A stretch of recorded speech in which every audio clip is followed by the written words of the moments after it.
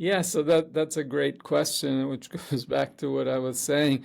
So yeah, so you identify your gifts and then you identify what you're passionate about, right? I mean, I could be a good listener, I want to be a therapist, but I could go do that with different audiences. Who can I relate to? What aligns up with my values, etc. So it's a multi-stage, multifactorial equation. But then the last piece is we're starting to talk about is the financial piece and the livelihood piece, which also has to fit in, unless, we're born into some trust money or we won the lottery or whatever, in which case we don't have to worry about it. But most people do have to worry about it.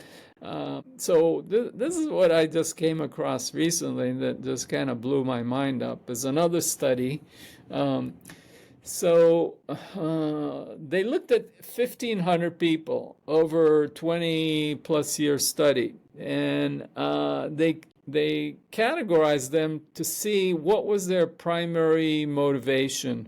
Was it money and career success, or following their passion? And out of the 1,500 people, 200 people kind of in their youth, relative youth, said, no, I am just focused on following my passion, whatever it might be. And then 1,250 or so, I'm rounding the numbers, okay? So roughly one out of the six people said, I don't really care. I don't want to be, I'm not too concerned about practical. I just need to follow my passion. And that was 250 people. And then the other 6, the 1,250 out of the 1,500 said, no, I really need a career success. I need to be practical.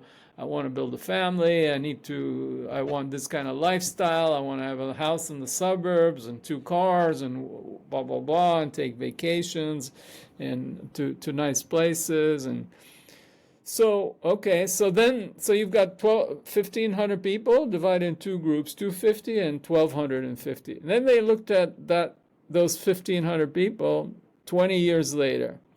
Out of the 1,500 people, 100 or so, actually 101 became millionaires.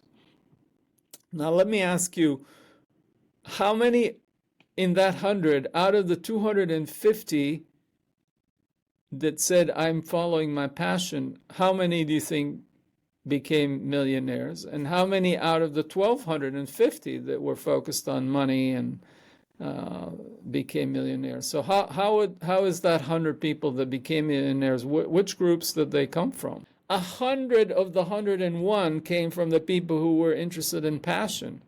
So 100 out of 250 became millionaires. That's 40%. Okay, yeah, makes And sense. 1 out of 1,250 became millionaires, and the people that were quote unquote practical. So that's less than 0.1%. I think that's pretty mind blowing. Don't you think?